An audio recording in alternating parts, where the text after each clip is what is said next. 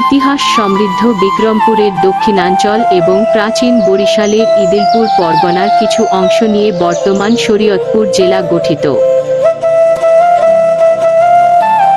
বাংলাদেশের মুক্তির সংগ্রামে শরীয়তপুরবাসীর ভূমিকাও উল্লেখযোগ্য।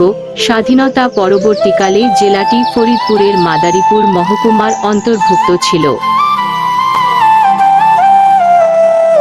1977 সালের 3রা নভেম্বর বিশিষ্ট সমাজ সংস্কারক ও ব্রিটিশ বিরোধী আন্দোলনের নেতা হাজী শরীয়ত উল্লাহর নামানুসারে শরীয়তপুর নামকরণ করা হয়। 1984 সালে শরীয়তপুর মহকুমা জেলায় উন্নীত হয়।